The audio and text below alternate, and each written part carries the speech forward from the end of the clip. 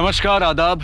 मैं Anoop Soni crime petrol सतर्क के ब्लैक हेडलाइंस अध्याय के आज के एपिसोड में आप सबका स्वागत करता हूं। यूं तो अपराध हर समाज का एक काला सच है जिसे ना चाहते हुए भी हमें स्वीकार करना पड़ता है, लेकिन जब एक पुलिस वाले का कत्ल होता है तो पूरे सिस्टम पर सवालिया निशान उठने लगता है। आइए देखते हैं कि 35 वर्षीय युवा कांस्टेबल सूरज सिंह की हत्या का राज क्या था और कौन था इस आपराधिक अध्याय का रचयिता।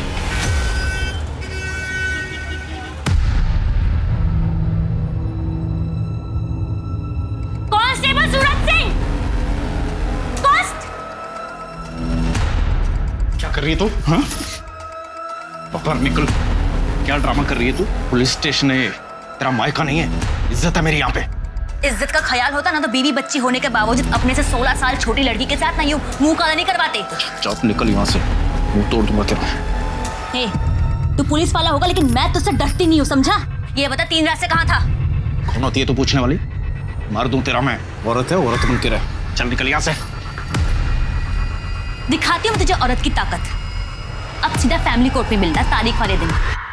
आरोही को मैं साथ लेकर जा रही हूँ। अब से हम माँ बेटी का तुमसे रिश्ता खत्म, समझे? चलो।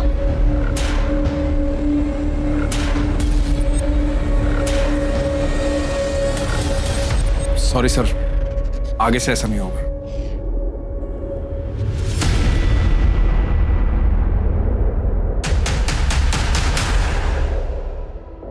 सर यही कारण है मैं सूरज को अपनी टीम में नहीं रखता।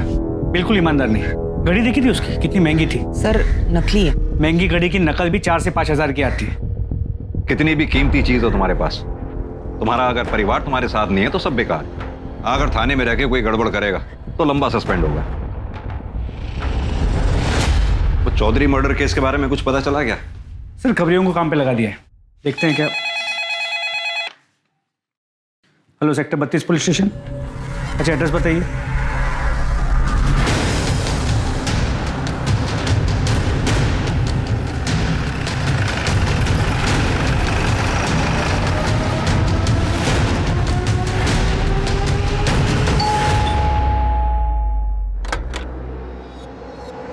आइए सर। सर हमारी 7 साल की बेटी ईशा घर बन रही है। जैसा कि मैंने आपको फोन पे बताया था, हमने उसके दोस्तों से आस पड़ोस में सब जगह पता कर लिया सर, पर वो कहीं नहीं मिली। आपकी मेड का है जिसके बारे में आपने बताया था? ये इसी की लापरवाही का नतीजा है। ये मैडम खुद तो सो रही थी, अब पता नहीं मेरी बेटी कहाँ चली गई, किसके साथ चली गई, कौन लेके गया उसको। कहाँ पर है बच्ची?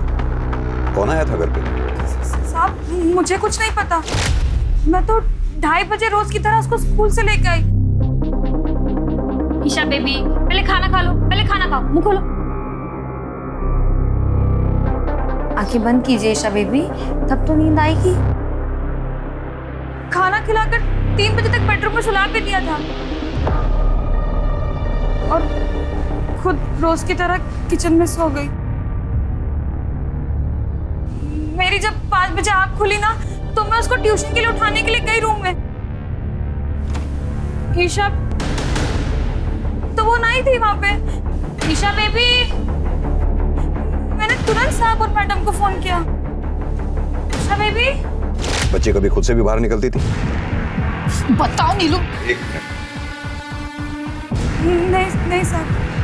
घर में कुछ अटपटा लगा, जैसे दरवाजा खुला हो या सामान बिखरा पड़ा हो? नहीं। घर में इसके अलावा और कोई भी एंट्री है? नहीं सर। घर की चाबी किस किस के पास है? हम दोनों के अलावा बस इस नीलू को दे रखी थी। अरुणेश, मैंने तुम्हें कितनी बार कहा ईशा को चाइल्ड केयर में डालो, एक मेड पर ट्रस्ट मत करो। अब भुगतो। तुम्हारी चाबी कहाँ है? मेरे पास है, मैं लेकर आती हूँ। मलिक, घर की अच्छे से तलाशी लो, देखो आसपास कुछ मिलता है क्या? सर। सीमा, आस पड़ोस में पूछताछ करो। सर। साहब मेरी चाबी। सर 1 मिनट, यहाँ आइए।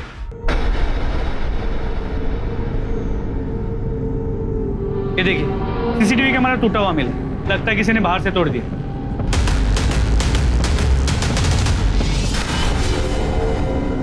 इसका डीवीआर कहाँ है? सर अंदर टीवी के पास।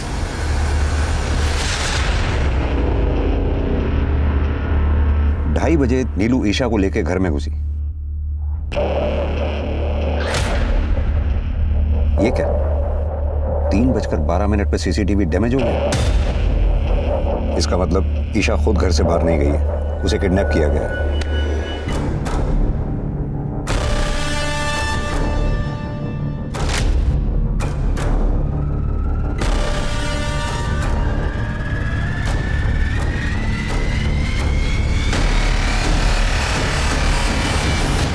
अब या तो किडनैपर के पास चाबी थी, उसने दरवाजा खोला, अंदर आया और ईशा को लेकर चला गया, या फिर दरवाजा अंदर से खुला, किडनैपर अंदर आया और ईशा को लेकर चला गया।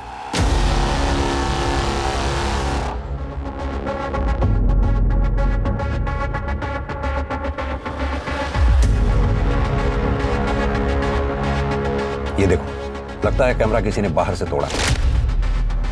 सर अंदर से भी तोड़ा जा सकता है। नहीं, अंदर से तोड़ता तो उसका हाथ या चेहरा इसमें दिखाई देता। सर एक मिनट, सर यहाँ ये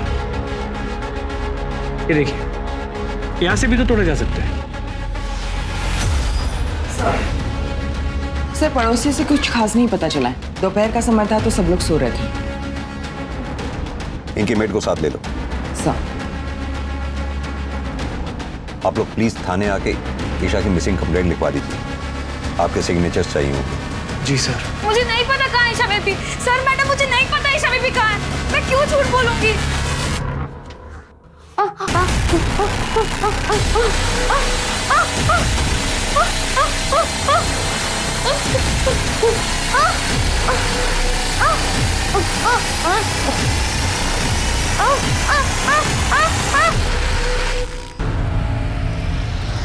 सर ये ईशा की फोटो है।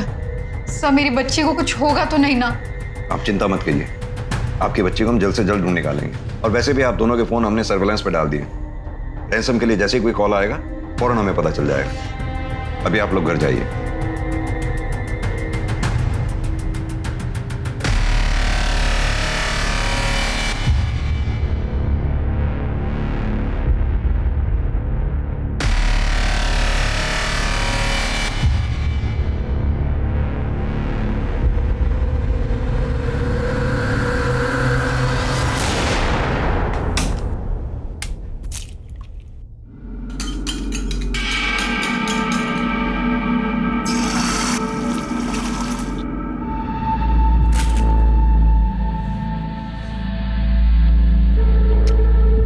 गुड मॉर्निंग बेटा, good morning.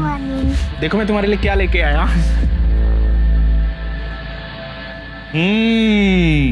Wow, bread omelette. Mummy तो अंडा खाने ही नहीं देती है। आप रुको, मैं अभी ब्रश करके आती हूँ। अरे रुको, शेर का बच्चा कब ब्रश करता है? चलो खा लो, ब्रश तो रोज ही होता है ना। यम्मी। पापा आप प्लीज मम्मी को मना लो ना, मुझे आपके हाथ का ही नाश्ता करना अच्छा लगता है।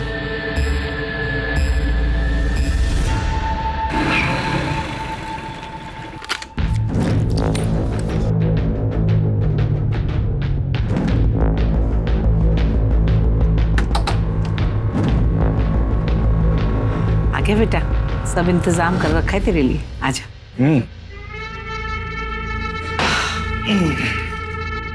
लक्ष्मी, संभाल कर रखिए।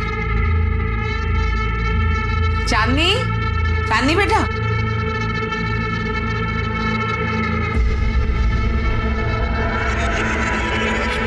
अरे आज जीजा जी आए हैं, खातिर कर उनकी। मैं पकौड़े बना के लाती हूँ। जी।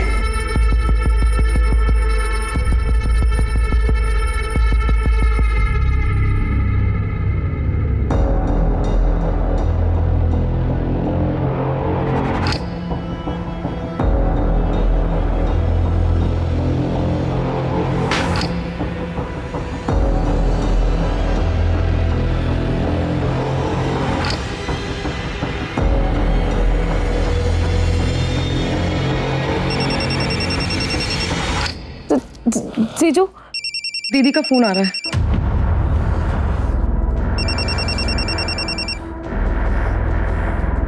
हाँ बोल। बोला था ना 2-4 दिन फोन मत करना। मुझे आरोही से बात करनी है। आरोही मेरे पास है, एक बार भी याद नहीं किया उसने तुझे। और याद करती ना तो तेरी बात करवा देता। तेरे जैसा नहीं हूं मैं। चल फोन रख मनोज।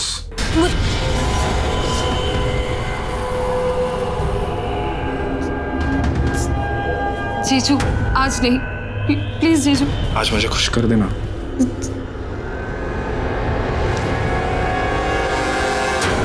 ये ईशा किडनैपिंग केस के बारे में कोई नया अपडेट?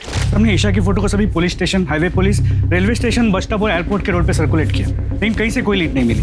और लोकल किडनैपिंग गैंग के बारे में कुछ पता चला? सर मैंने खबरियों से इन्फॉर्मेशन निकाली, ईशा के केस में किसी लोकल किडनैपिंग गैंग का हाथ नहीं।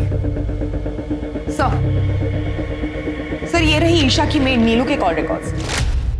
वो ईशा के घर के अलावा उसके घर के पास ही 2 और बंगलों में काम करती है और उसकी बातचीत उन घरों के मालकिनों से है और उसके अलावा उसके मामा के साथ है जिसके साथ वो रहती है। सर बस ये एक नंबर है जिसपे उसकी दोपहर और देर रात लंबी लंबी बातें करती है। किसका नंबर है? शंकर पांडे, बगल के बंगले में सिक्योरिटी गार्ड है। मैं मिली थी उससे, थाने बुलाया। सर मैंने ठाकुर हाउस के पहले की सीसीटीवी फुटेज चेक की है। इस आदमी को देखिए सर यही तो है शंकर पांडे। देखो नीलू, शंकर ने हमें सब सच बता दिया।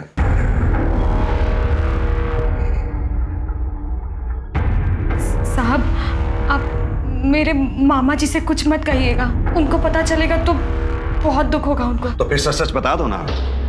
ईशा को तुमने किसको सौंपा है? ईशा की किडनैपिंग में तुम्हारे साथ और कौन है? ये आप क्या बोल रहे हैं साहब? मैं तो ये बताने से मना कर रही हूँ कि शंकर और मैं एक दूसरे से प्यार करते हैं। ईशा बेबी की किडनैपिंग में कौन है मुझे नहीं पता।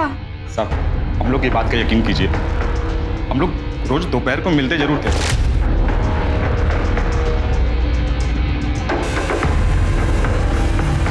पर कल नहीं मिले थे। हम लोग गांव वाले साहब, हम लोग कहाँ किडनैपिंग करने जाएंगे? हम लोग कुछ नहीं किए।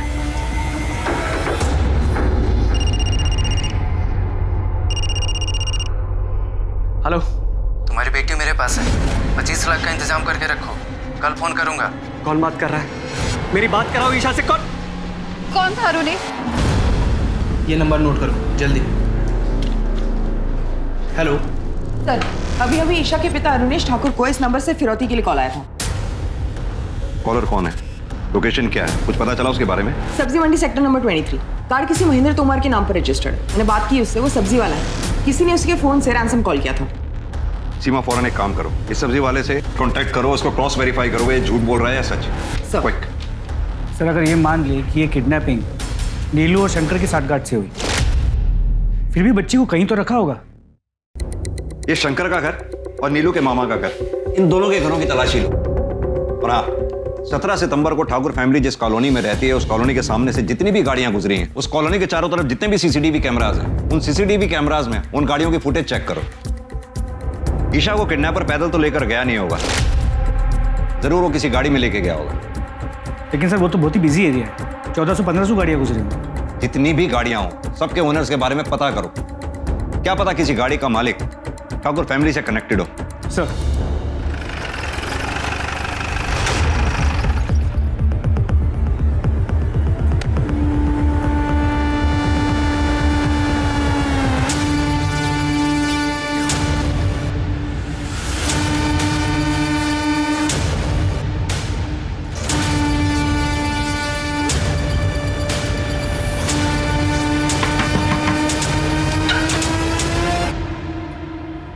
क्या हुआ साहब? आप नीलू के मामा? जी साहब। हटिए, घर की तलाशी लेंगे। पूरे घर की तलाशी लो जल्दी। लेकिन हुआ क्या साहब? हमेशा के नीलू ने अपने मालिक की बेटी ईशा को किडनैप किया, याद रखा है। किडनैप?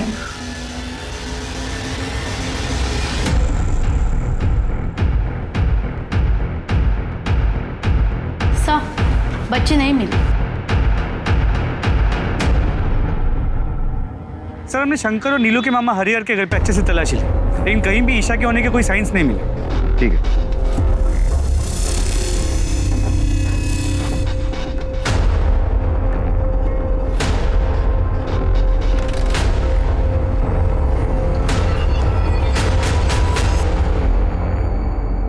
सर मैंने पता किया, वो सब्जी वाला जिसके फोन से रैंसम कॉल किया गया सालों से वहां पर सब्जी बेचता है। और सर उस एरिया में कोई सीसीटीवी कैमरा भी नहीं है जिससे कॉलर को आइडेंटिफाई किया जा सके। सर और एक बात, ईशा के स्कूल से एक नई बात पता चली है।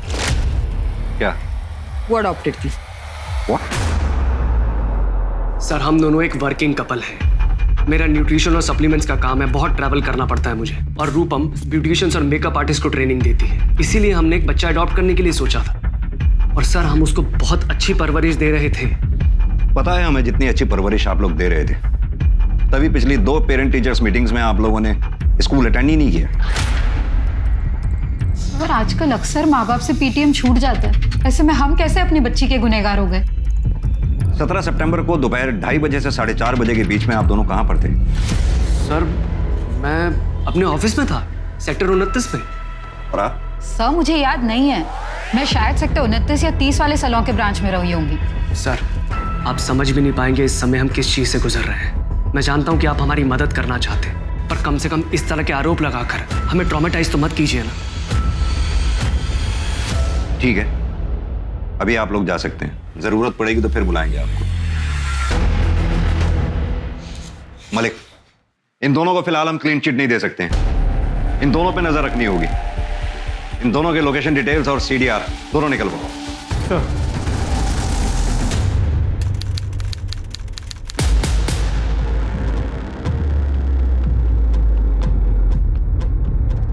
मैडम मुझे बड़े साहब से मिलना है। साहब मेरा पति कांस्टेबल सूरज सिंह मेरी बेटी आरोही को लेकर कहीं चला गया है और अभी उसका फोन भी बंद आ रहा है। सर सूरज सिंह तो 3-4 दिन से ड्यूटी पे भी नहीं आया। साहब मुझे मेरी बेटी की बहुत चिंता हो रही है साहब। आप घबराइए नहीं, शांति रखिए, हम दोनों को जल्द से जल्द ढूंढने की कोशिश करते हैं।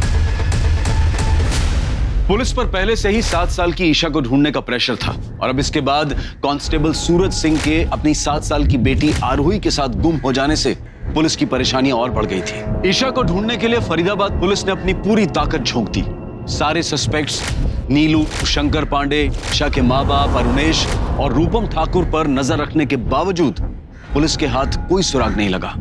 पुलिस की एक टीम वारदात के दिन ठाकुर बंगलों के सामने से गुजरने वाली हर गाड़ी की पहचान करके उनके मालिकों से पूछताछ कर रही थी और ठाकुर परिवार के साथ उनका संबंध ढूंढने की कोशिश कर रही थी, लेकिन गाड़ियों की संख्या इतनी ज्यादा थी कि बहुत समय लग रहा था। इधर पुलिस को एक तालाब के पास सूरज के कपड़े, उसकी बाइक और एक दूसरे स्पॉट पर उसका मोबाइल फोन और सिम कार्ड मिल गया। और फिर दूसरे दिन एक ऐसी खबर आई जिससे फरीदाबाद पुलिस के होश उड़ गए।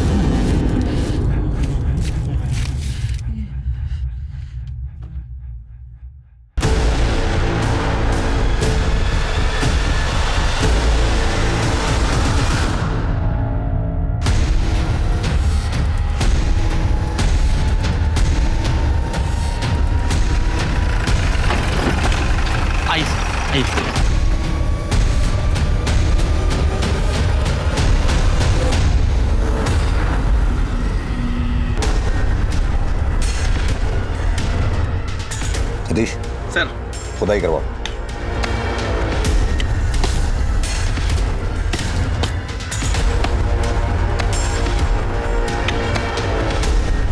रुको रुको रुको रुको रुको, आराम से धीरे धीरे मिट्टी हटा के निकालो बाहर।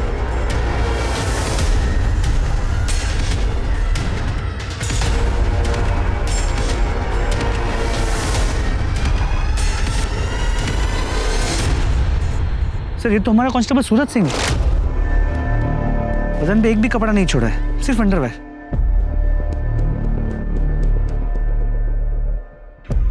सर ये सूरज की बेटी आरोही हो सकती है, लेकिन चेहरा बुरी तरह कुचला गया है, पहचान पाना मुश्किल होगा।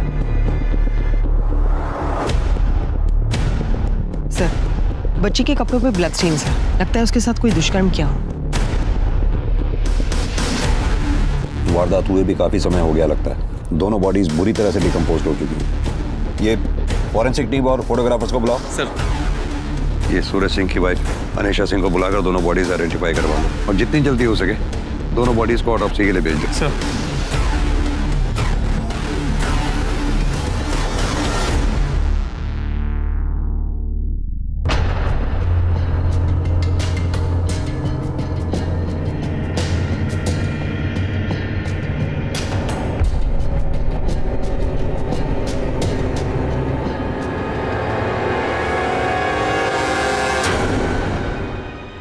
माता रानी, साहब ये मेरी बेटी नहीं है। मेरी बेटी के बाएं कंधे पर तिल है, इसके नहीं है। ये मनुष्य खुद तो मर गया, पता नहीं मेरी बेटी को कहां छोड़ गया है।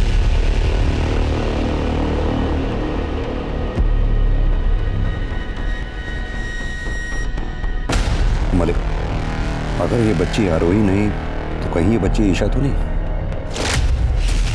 ईशा की मेड ने जो कपड़े बताए थे दोनों मैच करके देखो, और आसपास के पुलिस स्टेशन में भी पता करो। अगर किसी छोटी बच्ची की मिसिंग कंप्लेंट है तो उनको भी इन्फॉर्म कर दो। और हाँ, अरुणेश और रूपम दोनों को यहाँ बुलाओ। सर।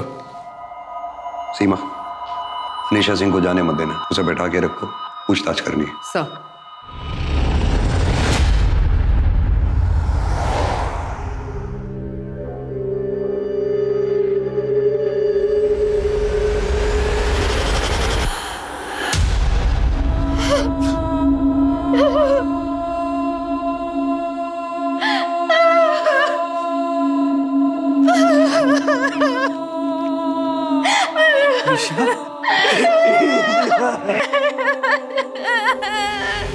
मलिक, ये सूरज सिंह और ईशा ठाकुर की लाश का एक साथ मिलना बहुत ही शॉकिंग है।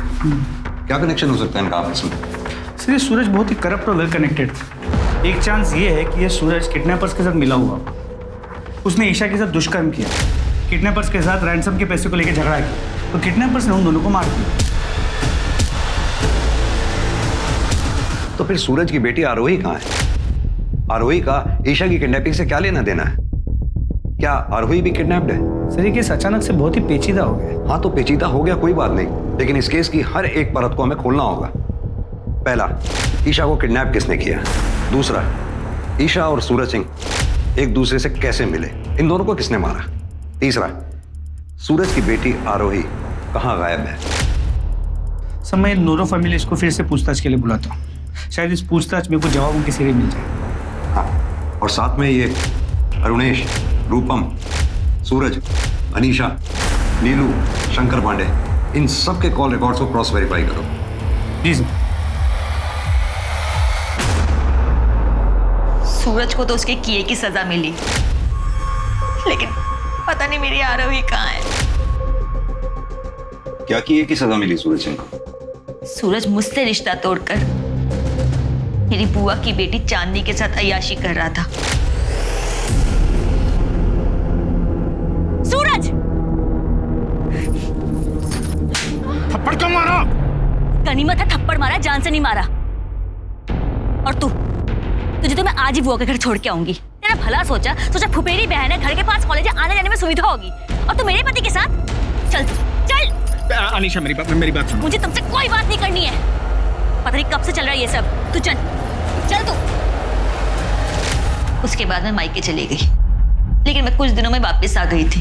मुझे लगा वो सुधर जाएगा, लेकिन साहब वो 3-3, 4-4 रातों तक वापस नहीं आता था और बोलता था कि मैं नाइट ड्यूटी पे हूँ, और यहाँ मेरे बुआ के घर चांदनी के साथ पड़ा रहता था। तुम्हारी बुआ इस बारे में कुछ नहीं बोलती थी?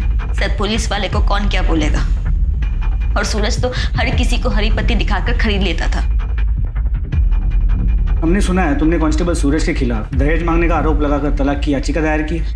हाँ, तो उसने भी मुझ पर घर पे चोरी करने का इल्जाम लगाया था। साहब, जिस दिन मैं थाने आई थी सूरज को ढूंढने, ये बता 3 रात से कहाँ था? कौन होती है तो पूछने वाली? तब मैंने उसकी आंखों में देखा था, उसको बिल्कुल भी शर्म नहीं थी। मैं समझ गई थी कि सूरज के साथ मेरी जीवन रेखा यहीं समाप्त होती है, और इसीलिए तुमने सूरज सिंह की जीवन रेखा समाप्त कर दी। बड़ी सोची समझी साजिश के तहत तुमने अपनी बेटी आरोही को कहीं छुपा रखा। जरूर तुमने सूरज सिंह को ईशा के साथ दुष्कर्म करते हुए देख लिया होगा। उसी गुस्से में आकर तुमने सूरज सिंह को मार डाला।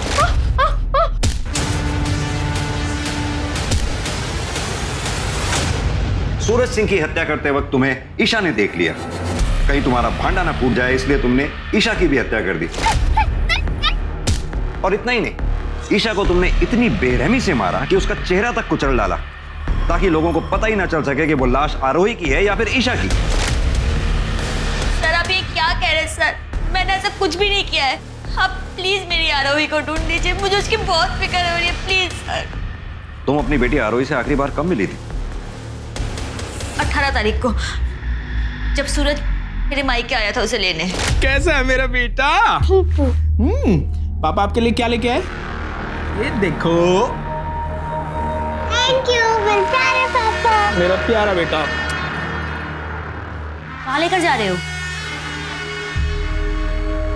क्यों? बाप हो इसका, कहीं भी लेके जाऊं। ठीक है ले जाओ, लेकिन जल्दी वापस छोड़ देना, क्योंकि मैं उस घर में वापस नहीं आऊंगी। चला बेटा। सीमा, इनकी बेटी की फोटोग्राफ्स और डिटेल ले लो। सर चलिए।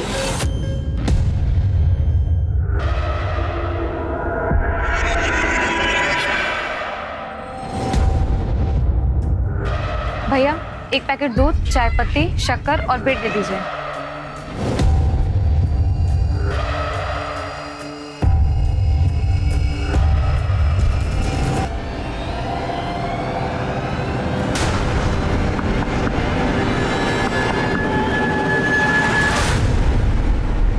सर पॉसिबिलिटी है कि सूरज सिंह ने चांदनी के साथ मिलकर ईशा को किडनैप किया।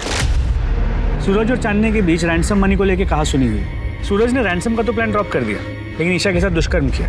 चांदनी ने गुस्से में आके सूरज के साथ साथ ईशा को भी मार दिया।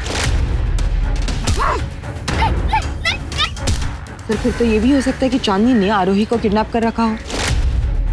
होने को तो कुछ भी हो सकता है। मलिक, ये चांदनी के घर की तलाशी लो, इसे थाने इंटरोगेशन के लिए बुलाओ। सर ये नीलू और शंकर का क्या करना है? नीलू और शंकर के रिश्तेदारों को बोलो कोर्ट जाकर इन दोनों की बेल करवाएं। सर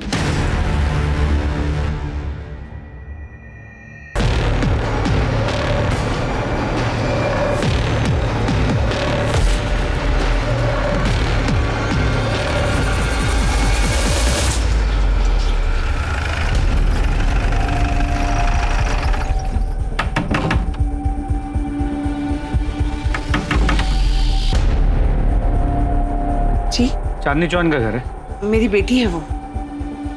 चांदनी का है, बुलाइए उसे। सब चांदनी को तो दिल्ली गए हुए 7 दिन हो गए।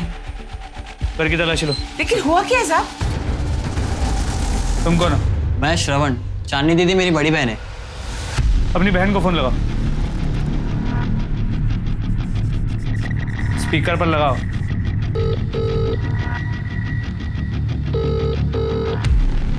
सर जब से गई है वो किसी का फोन नहीं उठा रही है, ना मेरा ना माँ का। लेकिन साहब ये तो बताओ हुआ क्या है? कांस्टेबल सूरज सिंह की हत्या हो गई और उनकी बेटी आरोही गायब है। अब इसके बारे में जानती हैं?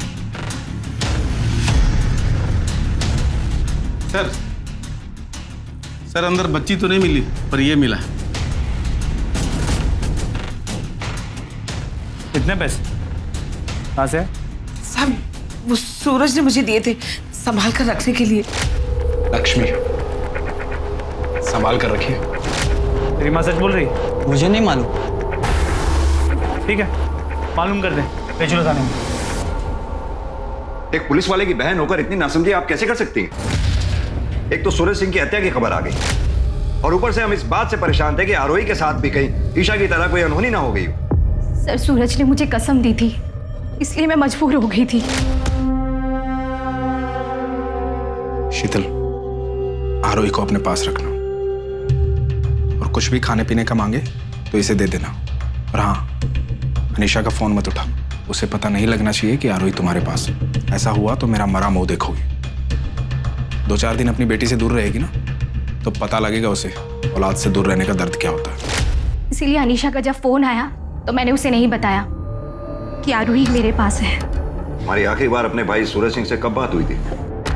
सर 19 तारीख को शाम 4 बजे। अनीशा ने हमारी जिंदगी बर्बाद कर दी है। मुझे तो पूरा यकीन है कि सूरज को भी उसी ने मरवाया होगा। पहले तो अपनी बहन को घर लेकर आ गई और फिर बोलने लगी कि सूरज की उसके साथ दोस्ती हो गई है। सब जानती हूँ मैं। तलाक देने के बहाने सूरज की प्रॉपर्टी हथियाना चाहती थी, इसीलिए तो उसने आरोही को हमसे दूर रखा था। आरोही, आरोही, आरोही।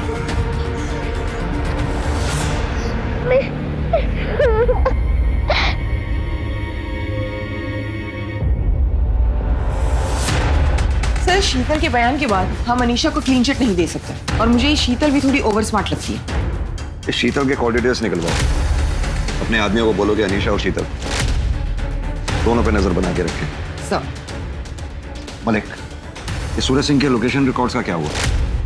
सर कल तक आने के चांसेस है। एक बार सूरज के लोकेशन रिकॉर्ड्स आ जाए तो हमें सूरज के उस दिन का रूटीन का पता चल जाएगा। अब फिर हमारे लिए सूरज के कातिलों तक पहुंचना और आसान हो जाएगा।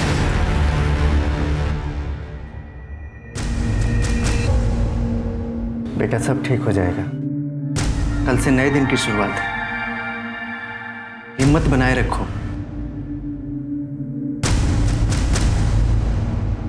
ये आप क्या बोले जा रहे हैं साहब? कौन ईशा ठाकुर? अच्छा, ये इस बच्ची का नाम है ईशा ठाकुर, जिसकी लाश हमें सूरज सिंह के साथ मिली है। मेरा यकीन कीजिए साहब, मैं सच कह रही हूँ, किसी को नहीं मारा मैंने। सर एक मिनट सर, ये देखिए सूरज सिंह के call records. Sir Suraj Singh ने ईशा की मां रूपम से किडनैपिंग के दूसरे दिन ही बातचीत की है। सर ये देखिए, इसलिए मैंने सूरज सिंह के लोकेशन डिटेल्स चेक की तो सूरज सिंह ठाकुर बंगलो गया और तब रूपम ठाकुर का लोकेशन भी वही का दिखा रहा है। सर ये देखिए, ये सच है। कांस्टेबल सूरज सिंह मुझसे मिला था। मैडम जी, फरीदाबाद में रोज 2-3 बच्चे किडनैप होते हैं और मिलते कहाँ? पुलिस के पास वर्कलोड पहले ही बहुत ज्यादा। अब आप ही बताइए कि आपकी बेटी को ढूंढने में पुलिस एनर्जी क्यों लगाएगी? आप ही बताइए हमें क्या करना चाहिए? हमें बस अपनी बच्ची मिल जाए। समझदार हैं आप, इसलिए आपको फोन किया, आपके हस्बैंड को नहीं। बस 3 लाख रुपए थाने में बंटवा दीजिए, फिर देखिए आपकी बेटी चुटकियों में मिल जाएगी। हाँ चलेगा, मैं 3 लाख भिजवा दूंगी, लेकिन देखिए मुझे नहीं पता कि किसे पैसे देने और किसे नहीं। मैं आपको दे दूंगी, आप अपने एंड से देख लेना। फिक्र नोट मैडम जी, सूरज सिंह की जुबान है ये। आपकी बेटी आपको सही सलामत मिलेगी। ये बात आपको हमें पहले बतानी चाहिए थी, जबकि सूरज सिंह हमारी टीम का हिस्सा भी नहीं था। मैं बताती सब, पर जब हमें ईशा के साथ साथ सूरज का मर्डर का पता चला तो हमने ये बात नहीं उठाई। आप लोग अभी जा सकते हैं। सर अब तो क्लियरली ये सूरज गुनहगार लग रहा है। उसे ईशा की किडनैपिंग का पता था, शायद उसी ने ईशा के साथ दुष्कर्म किया, किसी ने उसे देख लिया और उसे मार दिया। सर फिर तो मारने वाले ईशा के माँ बाप भी हो सकते हैं। सूरज ने रूपम ठाकुर से पैसे लिए थे, उसने बच्ची लौटाने के लिए उन्हें बुलाया होगा और फिर और ज्यादा पैसे मांगे होंगे। उन्होंने देने से मना कर दिया तो सूरज सिंह ने ईशा के साथ दुष्कर्म किया और उसे मार दिया होगा। और फिर गुस्से में आके अरुणेश ने या रूपम ठाकुर ने सूरज सिंह को मार दिया होगा। ये रूपम और अरुणेश, इन दोनों पे नजर बनाए रखो। मलिक, ये चांदनी चौहान का लोकेशन ट्रेस हुआ? जी सर, दिल्ली की लोकेशन। तो दिल्ली के लिए फौरन रवाना हो। दिल्ली की पुलिस की मदद से उसे अरेस्ट करके लाओ। सर, सूरज सिंह और ईशा ठाकुर की पोस्टमार्टम रिपोर्ट आ गई। दोनों मौतें 19 सितंबर को 8:30 से 10:30 बजे के बीच में हुई। पर ये सूरज सिंह के पेट में अल्कोहल की मात्रा बहुत ज्यादा पाई गई। कमाल की बात है सीमा, सूरज सिंह के सर पर हत्यारे ने 2 बार वार किया। पहली बार किसी भारी डंडे से, फिर थोड़ी देर बाद किसी लोहे की भारी चीज से। सर यानी कातिल ने सूरज सिंह को एक बार मारा, वो मरा नहीं तो दोबारा वार किया। सीमा, तुम्हारा शक सही था, ईशा के साथ दुष्कर्म हुआ। सर सीमेन ट्रेसेस के बारे में कुछ मेंशन है? मैंने सूरज सिंह का जो डीएनए टेस्ट करवाया था वो ईशा के प्राइवेट पार्ट से मिले स्किन सेल के डीएनए से मैच नहीं करता। सर यहाँ पर तो अपनी पूरी की पूरी थ्योरी उल्टी पड़ती है। यानी कि सूरज सिंह ने ईशा के साथ दुष्कर्म नहीं किया, हो सकता है उसके किडनैपर साथी ने किया हो और फिर झगड़े में दोनों को मार दिया होगा। सीमा, अब हमें यह पता लगाना होगा कि ईशा का किडनैपर, रेपिस्ट, मर्डरर कौन था और उसका सूरज सिंह के साथ क्या कनेक्शन था। Right sir. वो उन गाड़ियों के बारे में जो मैंने पता करने के लिए कहा था, जो ठाकुर कॉलोनी के घर के बाहर से उस दिन गुजरी थी, कुछ पता लगा उनके बारे में? सर काम चल रहा है, लेकिन अब तक जितने भी व्हीकल ओनर से बात हुई है उनका ठाकुर फैमिली से दूर दूर तक कोई लेना देना नहीं। बाकी जितने भी व्हीकल ओनर्स बचे हुए हैं उनकी भी जांच पड़ताल जारी रखो। सर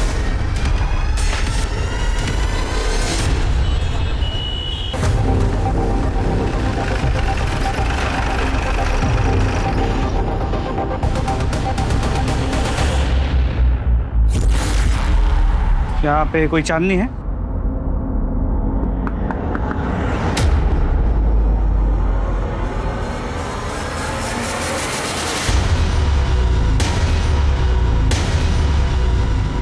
सर पुलिस वाले को मारना मजाक है क्या? हमने नहीं मारा सर, और सूरज सिंह के साथ मेरा कोई अफेयर नहीं था। मैं तो अपने बॉयफ्रेंड मुजीब के साथ खुश थी, वही जबरदस्ती मेरे पीछे पड़ा था। और इसीलिए तुमने सूरज सिंह को रास्ते से हटा दिया? नहीं सर, ऐसा कुछ नहीं है। ऐसा ही है। उस दिन ईशा ठाकुर सूरज सिंह के साथ थी। ईशा ठाकुर ने तुम दोनों को सूरज सिंह को मारते हुए देख लिया, इसलिए तुमने ईशा ठाकुर को मार दिया। और इतना ही नहीं, उसे मारने से पहले मुझे तुमने उसके साथ दुष्कर्म भी किया। सर ये सरासर झूठ है सर, क्या बोल रहे हो आप? आपके पास क्या सबूत है? सबूत है ना, ये लोकेशन रिकॉर्ड्स, जिससे साफ जाहिर होता है कि 19 सितंबर की रात को तुम तीनों यानी कि सूरज सिंह और तुम दोनों की लोकेशन एक ही जगह थी। बड़ी सोची समझी साजिश के तहत तुम लोगों ने सूरज सिंह को अपने घर खाने पे बुलाया, उसे दारू पिलाई। सूरज सिंह को जब ये पता लगा कि ईशा ठाकुर को किडनैप करके तुम लोगों ने घर में रखा हुआ है, तुम लोग उसी साजिश के तहत ईशा ठाकुर और सूरज सिंह को खेत पे ले गए, जहां ले जाकर दोनों को मार दिया। अरे सर, आप तो बिल्कुल टीवी सीरियल जैसा बता रहे हो। इतना कुछ भी नहीं हुआ था। एग्जैक्टली क्या हुआ था वो मैं आपको बताती हूँ। उस दिन मेरा बर्थडे था। Happy birthday to you, happy birthday dear चांदनी।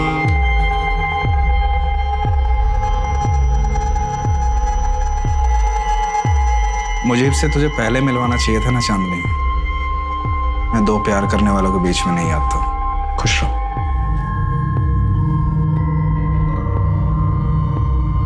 मैं भी घर जाके अनीशा से बात करूंगा, फिर से अपनी दुनिया बसाओ। बस उसके बाद जीजा जी अपने घर के लिए निकल गए और 1 घंटे बाद मैं और मुजीब दिल्ली के लिए निकल गए। सूरज सिंह घर के लिए निकला जरूर, लेकिन घर पहुंचा नहीं। सर अब आगे क्या हुआ हमें क्या मालूम। आप खुद सोचिए ना, अगर हम लोगों ने ये कांड किया होता तो हम अपना मोबाइल नहीं बंद करते।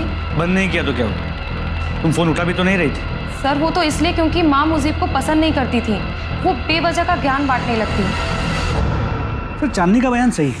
सूरज की मोबाइल की लोकेशन रात 10 बजे तक चांदनी के घर की थी, और उसके बाद उस जगह की जहाँ पे हमें सूरज के कपड़े और मोबाइल मिले। वारदात की जगह कोई सीसीटीवी भी नहीं है, वरना सब क्लियर हो जाता। ये ईशा ठाकुर के पास सूरज सिंह पहुंचा कैसे? कोई कनेक्शन भी तो नहीं मिल रहा। सर शायद ईशा चांदनी के घर पे और सूरज उसे वहां से लेके निकला। लेकिन मलिक ये बस एक थ्योरी है, हमारे पास कोई सॉलिड एविडेंस नहीं है। ये ईशा ठाकुर के केस में कौन कौन प्राइमरी सस्पेक्ट्स हैं? सर ईशा के माँ बाप रुनेश और रूपम ठाकुर, सिक्योरिटी गार्ड शंकर पांडे और मेड नीलू। लेकिन फिलहाल तो ये सब क्लियर दिख रहे हैं। सूरज सिंह के केस में सर सस्पेक्ट्स तो बहुत। सूरज की बहन शीतल, उसकी बीवी अनीशा, उसकी साली चांदनी, चांदनी की माँ पूनम, चांदनी का बॉयफ्रेंड मुजीब और ईशा के माँ बाप रुनेश और रूपम। इन सबके पास मोटिव थे। मलिक, ये पूनम, चांदनी और मुजीब, इन तीनों को छोड़ दो, लेकिन हाँ मुजीब का सीमेंट टेस्ट कराओ। अगर ईशा की बॉडी में मिले सीमेंट से मुजीब खान का सीमेंट मैच कर गया तो मतलब साफ है, ईशा का रेपिस्ट मुजीब खान ही है।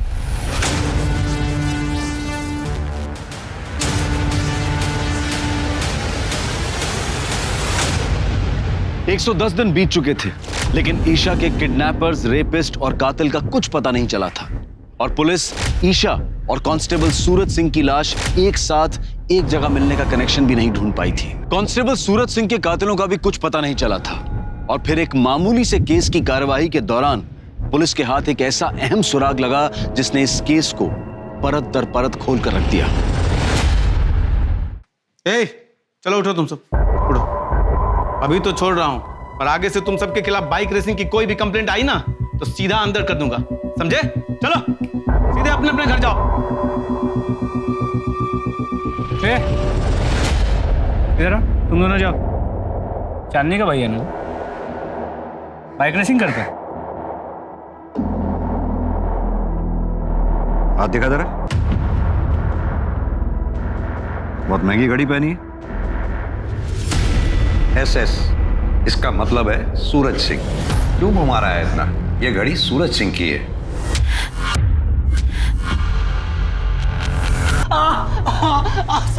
तेरे सूरज जीजा जी ने मरने के बाद ये घड़ी तुझे उपहार में दी थी? साहब बता। बता। साहब मुझे सूरज जीजा जी की घड़ी, बाइक, मोबाइल और कपड़े ठिकाने लगाने का काम मिला था साहब। मुझे जैसा कहा गया था मैंने वैसा किया साहब।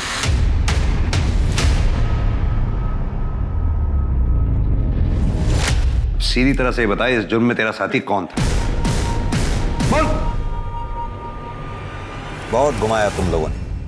अब सीधी तरह से यह बताओ कि सूरज सिंह को कैसे मारा, ईशा ठाकुर को किडनैप और रेप एंड मर्डर कैसे किया?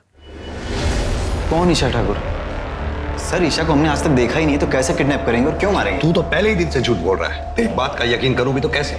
सर ये सच कह रहा है। जहाँ तक सूरज का सवाल है, हमने उसे मारने की कोशिश जरूर की थी। जीजू, नदी किनारे चलें क्या? ठंडी हवा में थोड़े मजे भी ले लेंगे।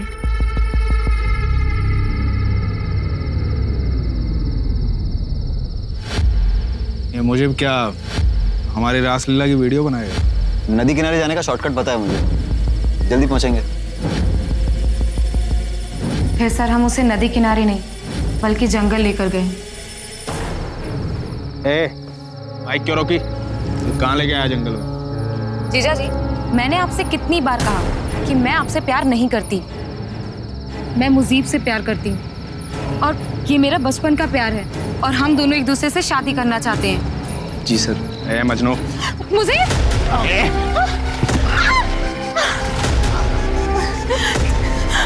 जीजा प्लीज।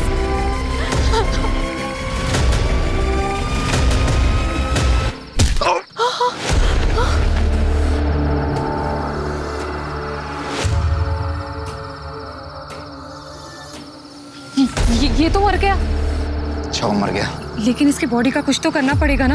ये पुलिस वाला है, पकड़े जाएंगे हम। एक काम करते हैं, घर जाते हैं, फावड़ा लाते हैं, यहीं कहीं जंगल में गाड़ देते हैं इसको। लेकिन उससे पहले इसके घड़ी कपड़े सब निकाल लेते हैं। मुझे पहले से ही लग रहा था कि कुछ ना कुछ गड़बड़ जरूर होगी, इसलिए मैंने हम तीनों के फोन घर पे ही छोड़ दिए थे।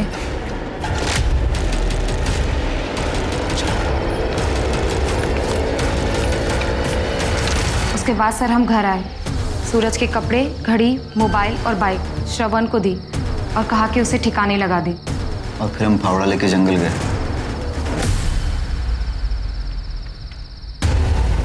यही तो मारा था उसे। कहाँ गई बॉडी? जल्दी ढूंढो उसे, अगर वो जिंदा बच गया ना तो हम मारे जाएंगे। सर हमने उसे बहुत ढूंढने की कोशिश की, लेकिन वो कहीं पर भी नहीं मिला। हमें लगा शायद वो जिंदा बच गया है, इसलिए सर हम डर के मारे दिल्ली भाग गए। मलिक, जब तक ये दोनों सच ना बोले अच्छी तरह से कुटाई करो इनकी। सर, हमारी टीम जब ईशा ठाकुर के घर के बाहर वाले रास्ते की सीसीटीवी फुटेज चेक कर रही थी तो सर ये मिला, ये टेम्पो। इसके मालिक के बारे में पता किया तो इसका कनेक्शन ईशा के घर वालों से। क्या कनेक्शन है? कौन है इस टेम्पो का मालिक? हाँ, तो ये सारा हंगामा तेरा खड़ा किया गया है।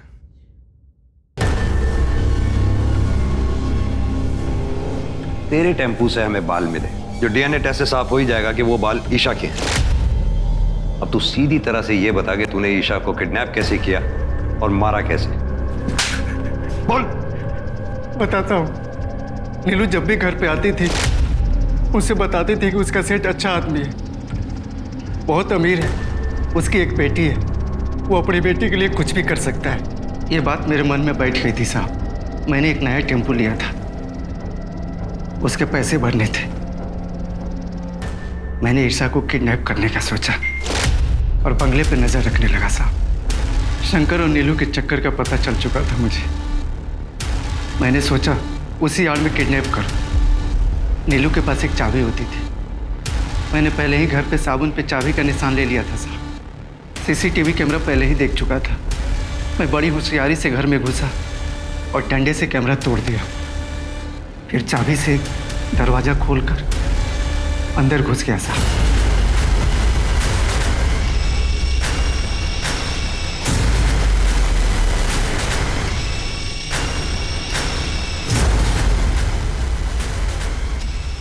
मैंने ईशा को गली के बाहर ही टेम्पो में रख दिया और भाजी वाले से फ़ोन लेकर फिरौती के लिए कॉल किया। लेकिन जब आप लोग मेरे घर पर तलाशी करने के लिए आए तो मैं बहुत डर गया साहब। मुझे लगा कि मेरी चालाकी बेकार गई, पुलिस मुझे पकड़ लेगी। फिर मैंने ईशा को मारने का फैसला किया और उसको मारने से पहले गुस्से में मेरा दिमाग फिर गया साहब।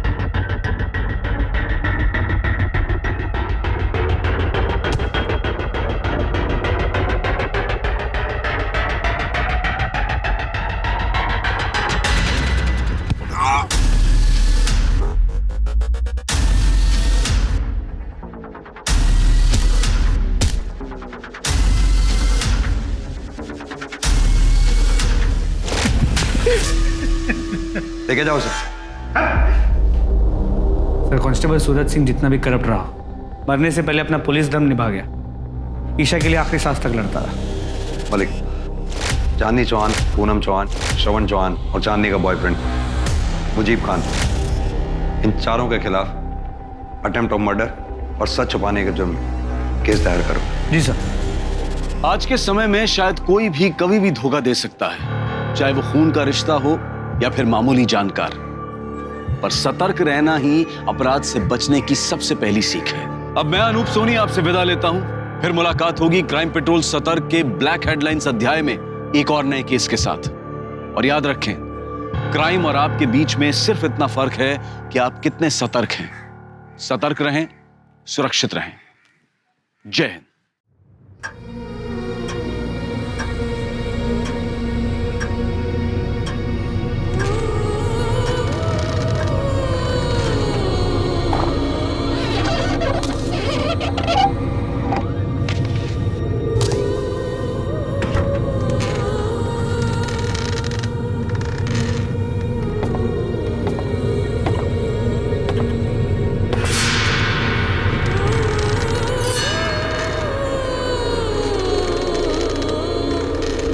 अनूप सोनी क्राइम पेट्रोल सतर्क के ब्लैक हेडलाइंस अध्याय के आज के एपिसोड में आप सबका स्वागत करता हूं। जब भी हमारी सोच सच से जुड़ी हुई होती है, तब शायद हम एक सुलझी हुई जिंदगी जी रहे होते हैं। लेकिन हर इंसानी मन का एक अलग संसार होता है, जिसमें वो अपनी सोच का एक ऐसा ताना बाना बुन लेता है जिसमें चाहे जितना भी झूठापन क्यों ना हो, उसके लिए वही सच होता है। ये केस एक ऐसे ही अचरज से जुड़ा था, और इस केस में जो सामने आने वाला था वो इतना अचंभित कर देने वाला था कि इस केस से जुड़ी खबरें लगभग हर अखबार की फ्रंट पेज हेडलाइन बन जाने वाली थी।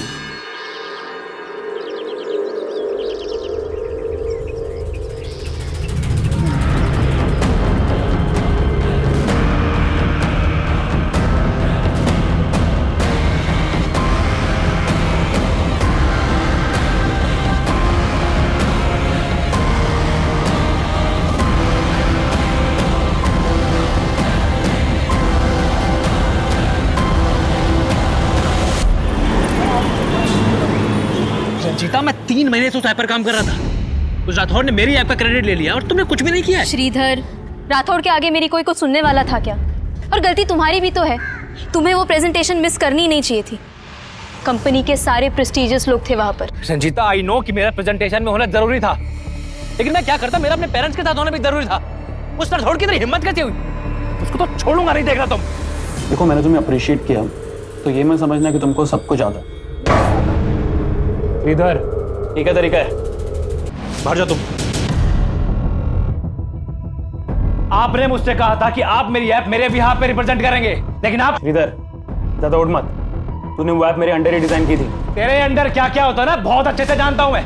अगर बाहर जाके मुंह खोल दिया ना मैंने, अगर मुंह खोला ना तो मुझे भी मुंह तोड़ना आता है। तेरी जॉब मेरे एहसान का एक पट्टा है। एक चुटकी में एक पट्टा उतारूंगा और दूसरी चुटकी में तुझे ब्लैकलिस्ट कर दूंगा।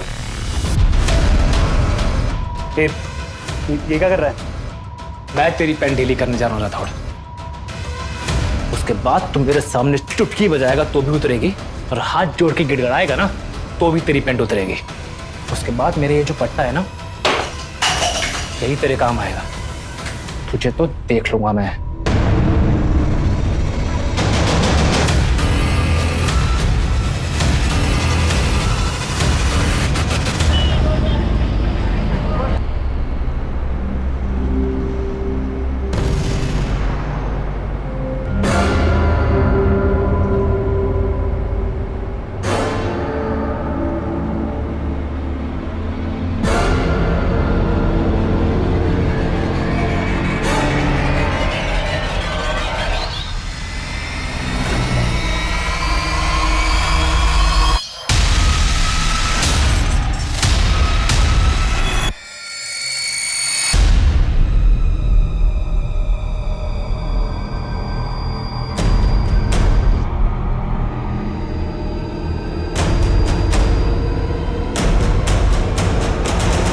Cheers.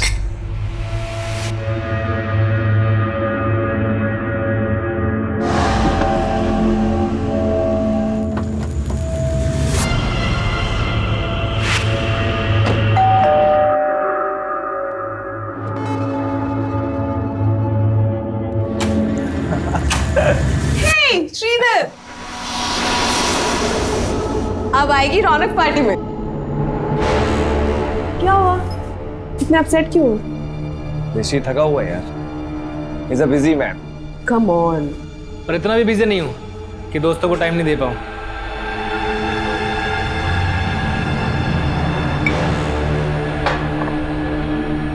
ये हुई ना बात। वैसे श्वेता तेरी टाइमिंग बहुत अच्छी है। अच्छा सुन, तेरे पास वो पीबीडी का क्रेडिट कार्ड है ना, तो उस फूड ऑर्डर कर दे, 30% डिस्काउंट है। खाना तो तुझे मैं खिला दूंगा, पहले ये बता तूने मेरी टी शर्ट क्यों पहनी है? दोस्त दोस्त की टी शर्ट नहीं पहन सकते है यार, चिल रहा ना यार। टी शर्ट यहाँ उतार, अंदर उतार, मुझे फर्क नहीं पड़ता। टी शर्ट चाहिए तेरे? हाँ। जब ये टी शर्ट मैं नहीं पहन सकता तो तू भी नहीं पहन सकता। निमेश, सौगात की बात मत कर, समझा? अपने आप को देख, जो तेरी नजर गंदी है। छोड़, तू उसका बचा रहा है?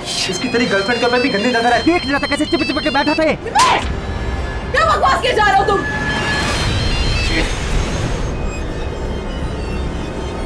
ये लड़का फोन ही नहीं उठा रहा, पता नहीं क्या क्या चल रहा होगा इसके दिमाग में।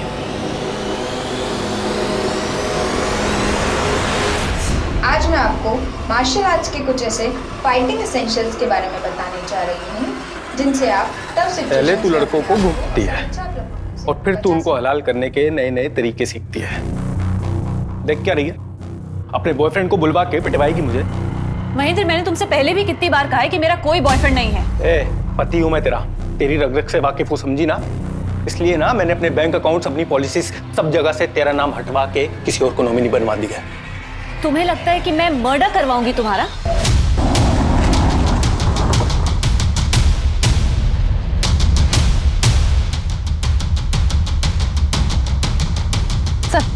सर, इसी गाड़ी में लाश मिली है। गाड़ी की नंबर प्लेट हटा दी गई है और गाड़ी भी लॉक्ड है। सर इधर आइए। सर ये देखिए, लाश को बड़े ही अजीब ढंग से पैक किया गया है। गाड़ी खुलवाओ।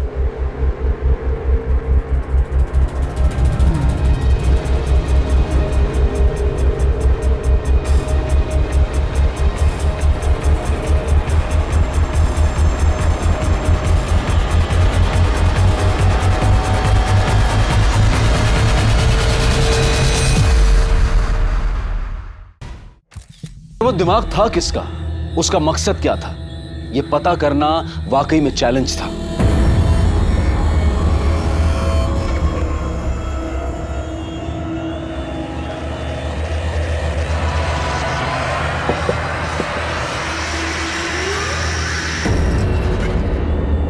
ये क्या है?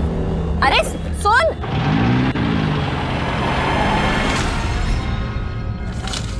इस पेन ड्राइव में मेरी मोहब्बत का पैगाम है, देख जरूर लेना।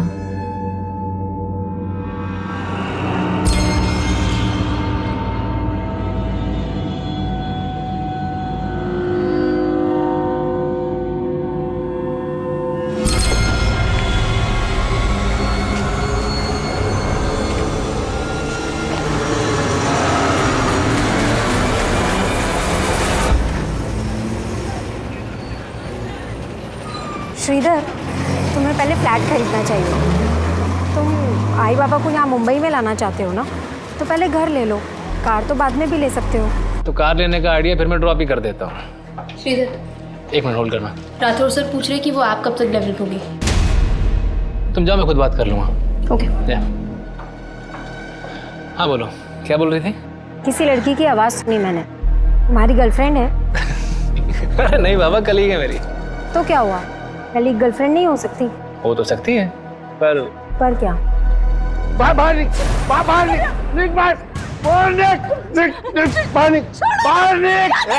मैं तुम्हें बाद में कॉल करती हूँ। हेलो,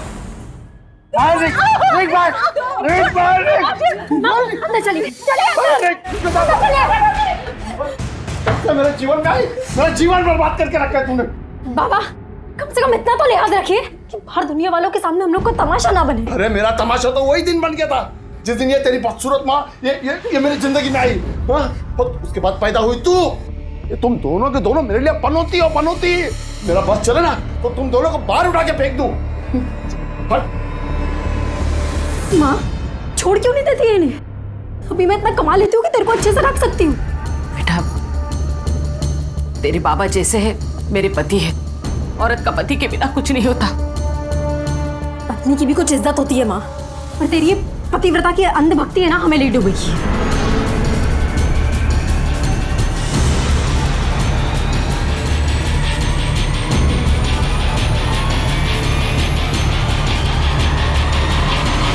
तुम तो कहती थी कि हमें कभी नेगेटिव नहीं होना चाहिए, और तुम खुद अपने पापा को लेकर इतनी नेगेटिव हो। मेरे बाबा उस कैटेगरी में नहीं आते। उनका बस चले तो ना वो मेरी आई को जिंदा छोड़ेंगे और ना मुझे। फिर तो तुम्हें पुलिस के पास जाना चाहिए, इसे इतना लाइटली मत लो तुम पुलिस के पास गए? तुम्हें शक था ना कि कोई तुम्हारी जान ले सकता है? मेरी फिक्र मत करो, मैंने ऐसे पत्ते बिछा दिए हैं कि कोई मेरा बाल भी बांका नहीं कर सकता। सर, इसकी मौत दम घुटने की वजह से ही हुई है, लेकिन मरने से पहले से बेहोश किया गया था। इसकी बॉडी में सेडेटिव के ट्रेसेस मिले हैं। सेडेटिव्स? जी, जो बोतल गाड़ी में मिली थी उसमें उसी सेडेटिव के ट्रेसेस थे। इसलिए बॉडी पर स्ट्रगल के साइन नहीं मिले। पानी की बोतल गाड़ी में मिली, हो सकता है किलर्स भी गाड़ी में मौजूद हो और उन्होंने उस पानी की बोतल में सेडेटिव मिला दिया हो जानबूझकर, और फिर जबरदस्ती विक्टिम को बुला दिया। हो सकता है सर कार विक्टिम की हो, इसलिए कार की नंबर प्लेट गायब कर दी गई।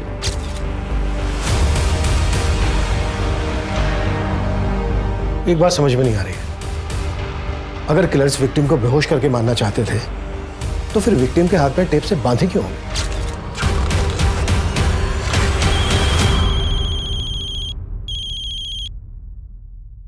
Hello sir. हाँ बोलो। चेचिस नंबर से गाड़ी के ऑनर का पता चला है। ये गाड़ी किसी राजेश पै के नाम पर रजिस्टर्ड है। क्या विक्टिम ही राजेश पै है? जी नहीं सर, मैंने इसकी डिटेल्स निकलवाई है, ये राजेश पै कोई और है। राजेश भाई वो लड़का कौन है जिसकी लाश मिली तेरी गाड़ी में? सर वो मेरी गाड़ी नहीं है, मैंने तो अपनी गाड़ी 1.5 महीने पहले श्रीधर को बेच दी थी। तो फिर ये लड़का कौन? सर यही तो वो लड़का है श्रीधर जिसको मैंने अपनी गाड़ी बेची थी। राजेश जी, गाड़ी तो अच्छी है लेकिन 1.5 लाख से ऊपर वैल्यू नहीं है इसकी। अरे क्या बात कर रहे हो, 1 महीने पहले 1.75 दे रहे थे भाई, इससे कम में नहीं बेचूंगा। चलो एक काम करो राजेश जी, श्रीधर भाई है अपना, ना इसकी ना आपकी, 1.60 में सौदा तय करते हैं। जैसे इसने मुझे पैसे दिए और मैंने डिलीवरी नोट इसको दे दिया था। सर अगर आप चाहें तो मैं डुप्लीकेट पेपर्स भी आपको दिखा सकता हूँ। तुम नकली पेपर तूने पहले से बनवा के रखे? नहीं सर, अगर आपको विश्वास नहीं होता तो आप श्रीधर के दोस्त निमेश से पूछ लीजिए। अब इससे कोई फायदा नहीं होने वाला। मुझे नहीं लगता है कि इस जन्म में तेरे बाल वापस लौटेंगे भी नहीं। तू ना बेटा मजे मत ले, समझा, वरना ना तेरे ही बाल उड़ा दूंगा।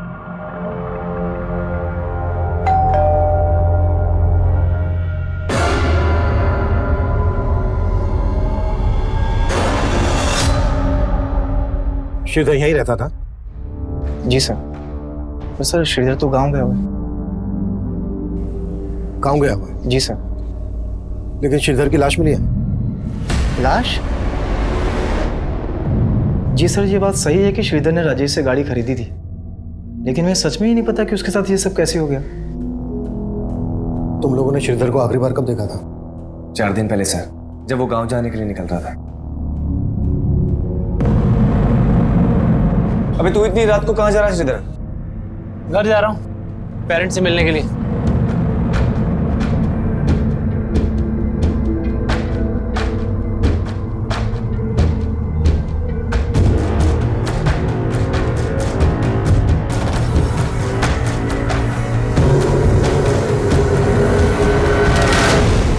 चार दिन पहले श्रीधर अपने गांव के लिए निकला और 4 दिन पहले ही श्रीधर का मर्डर हुआ। जब श्रीधर अपने गांव नहीं पहुंचा तो उसके घर वालों ने तुम लोगों को फोन नहीं किया? नहीं सर, उसके घर वालों से हमारी बात नहीं होती थी और ना ही हमारे पास उनका नंबर है। इन 4 दिन में तुमने भी श्रीधर को कोई कॉल नहीं किया? नहीं सर, क्योंकि सर ने सपने में भी नहीं सोचा था कि उसके साथ ये सब हो जाएगा। छुपा तो नहीं रहे हो तुम दोनों हमसे कुछ? नहीं सर। काम क्या करता था श्रीधर? सर वो गोल्डन आर्या इन्फोटेक कंपनी में सॉफ्टवेयर इंजीनियर था। श्रीधर का किसी के साथ कोई लड़ाई झगड़ा दुश्मनी, कोई लड़की का चक्कर, गर्लफ्रेंड वगैरह? नहीं सर, ऐसा तो कुछ भी नहीं था। श्रीधर का नंबर दो हमें। जी सर। और जिस कमरे में वो रहता था वो कमरा दिखाओ। आइए सर।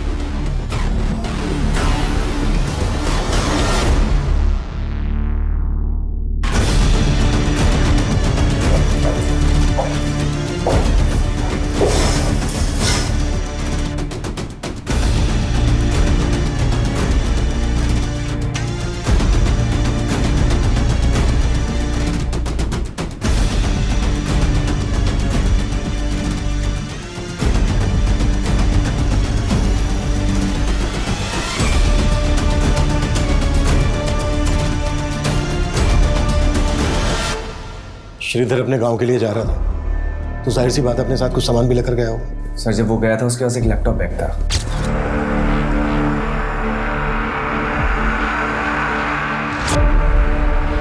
सिर्फ एक लैपटॉप बैग, कोई दूसरा बैग, लगेज बैग वगैरह लेकर नहीं गया अपने साथ?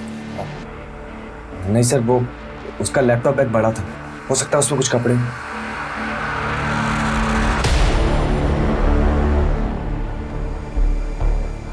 सर, मैंने श्रीधर का फोन सर्विलेंस पे डालने के लिए दिया तो पता चला कि उसका फोन अब भी एक्टिव है। बेल जा रही है लेकिन कोई उठा नहीं रहा है।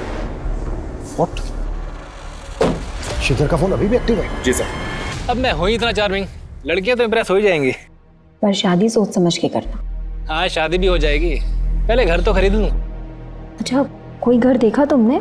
कहाँ, अभी कहाँ, अभी तो बस बजट ही बना रहा हूँ। 80 लाख का होम लोन मिल सकता है मुझे, लेकिन उसके लिए 10-15 लाख कैश तो हाथ में होना चाहिए ना।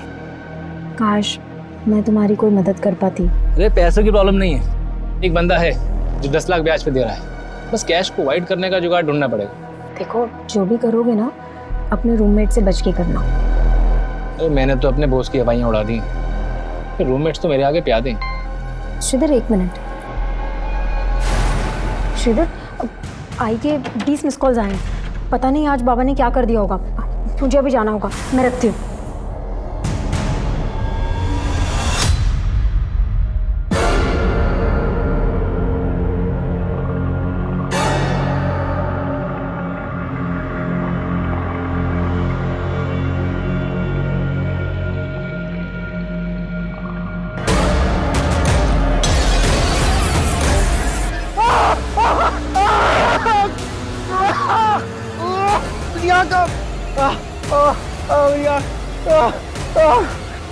तुम क्या कर दिया ये? आई, क्या हुआ? आई, तूने मुझे इतने फोन किए, मैंने फोन किया तो उठाया क्यों नहीं? तेरे पापा उस औरत को घर ले आए। क्या? तू चल मेरे साथ। बाबा, ये सब क्या चल रहा है? आज से तेरी दूसरी माँ है। चल पाए पड़, पाए पड़। क्या बोल रहे हो ये सब? क्यों? तू किसी की दूसरी औरत बनने को तैयार हो सकती है तो तेरी माँ दूसरी औरत नहीं बन सकती? ये कैसी बकवास वाली बातें कर रहे हो? ज्यादा चालाक मत बन, मैंने देखा है तेरे को वो आदमी के साथ।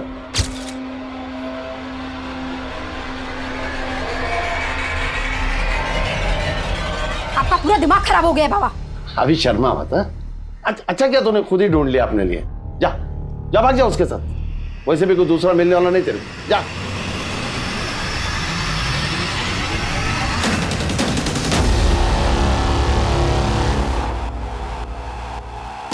सर श्रीधर 3-4 दिन पहले तक ऑफिस आ रहा था, फिर अचानक से उसने लीव ले ली। लीव लेने की वजह क्या थी, ये तो बताया होगा उसने? नहीं सर, उसने कुछ बताया नहीं। ये ऑफिस में कोई ऐसा है जिसकी श्रीधर के साथ कोई दुश्मनी या झगड़ा हो, जो उसकी इस तरह से जान लेना चाहता हो? सर यहाँ तो ऐसा कोई नहीं है। He was a bright employee, सब उसे यहाँ बहुत पसंद करते थे। श्रीधर का फोन थोड़ी देर पहले तक मीरा रोड एरिया में एक्टिव था। क्या? उसका फोन अब भी एक्टिव है? जिस तरह से आपको हैरानी हो रही है ना, हमें भी हो रही है। उस एरिया में ऐसा कोई है जिसके श्रीधर का आना जाना हो? No idea sir. श्रीधर के पेरेंट्स का फोन नंबर, एड्रेस तो हो गए ना आपके पास? यस सर, एडमिन में है। Ranjita. Yes sir. Sir Sridhar का मोबाइल अभी अभी दहिसर में बंद हुआ है। फिलहाल ये समझना मुश्किल है कि उसका मोबाइल ऑन किसने किया होगा। ये जो कुछ भी है इसका श्रीधर के मर्डर से लेना देना जरूर है। हमने राजेश को अंदर किया है, हो सकता है उसे बचाने के लिए कोई हमें भटकाने की कोशिश कर रहा हो। राजेश के खिलाफ कुछ मिला? सर राजेश ने कार ट्रांसफर के जो पेपर्स दिखाए थे उस पर श्रीधर के साइन तो हैं, पर ये देखना पड़ेगा कि वो साइन असली है या नकली। एक काम करो, राजेश को जाने दो और नजर रखो उस पर, और पता करो कि मर्डर से पहले राजेश ने कहीं से सेडेटिव्स खरीदे थे क्या, और वो टेप और पॉलीबैग्स भी जिनका श्रीधर के मर्डर में इस्तेमाल हुआ है।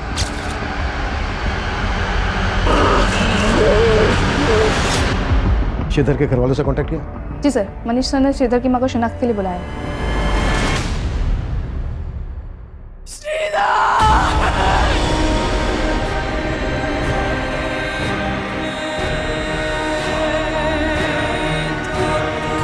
अम्मा, दिन रात काम करूंगा तभी तो यहाँ घर ले पाऊंगा। आपको और पापा को यहाँ भी तो लेकर आना।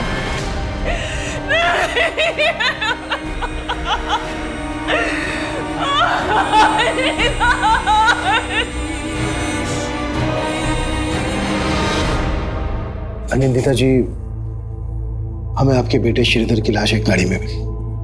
वो गाड़ी राजेश भाई के नाम पर रजिस्टर्ड है और इसका कहना है कि उसने श्रीधर को एक गाड़ी बेची थी।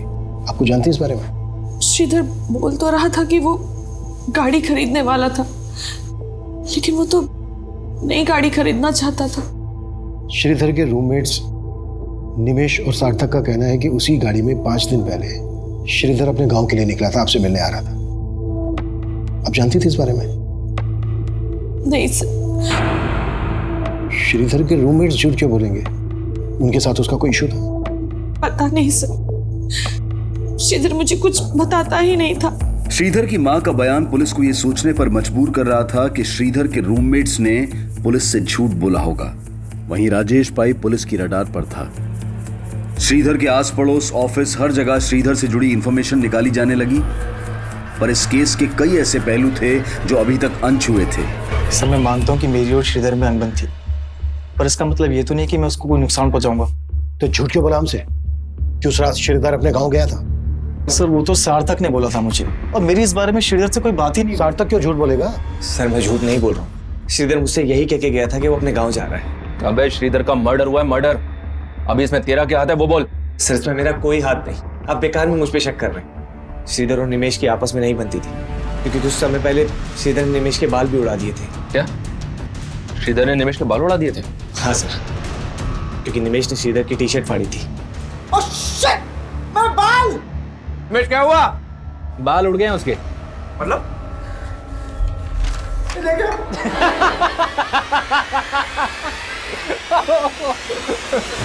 तूने मेरी टी शर्ट फाड़ी थी ना, इसलिए मैंने तेरे शैम्पू में हेयर रिमूवल मिला दिया था।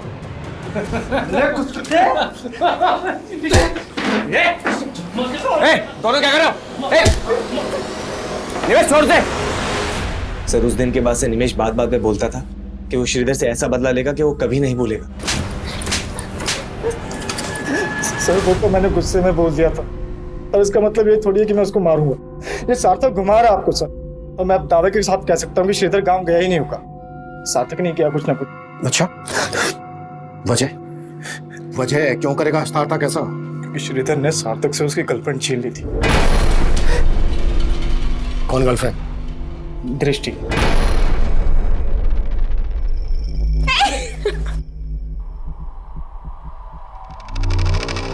वो सार्थक को डिच कर रही थी, और इसी बात से सार्थक श्रीधर से चिढ़ता था। सर, दृष्टि बहुत ही फ्रैंक है। वो बस श्रीधर को सोते हुए देख के उसे डराने की कोशिश कर रही थी।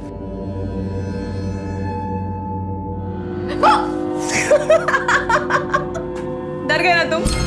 Get up, it's Sunday. Don't waste your day. उठो। सर, निमेश के दिमाग में कचरा भरा हुआ। वो मुझे हमेशा भड़काने की कोशिश करता था।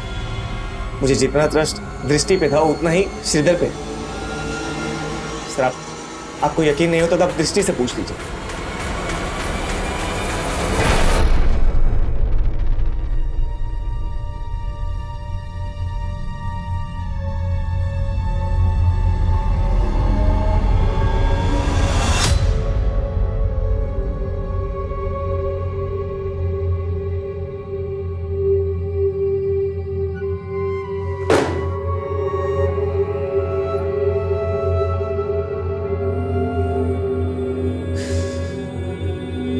क्या जानना चाहते? क्या बताऊं मैं आपको? क्या बताऊं? चला गया हमें छोड़ के, वो चला गया।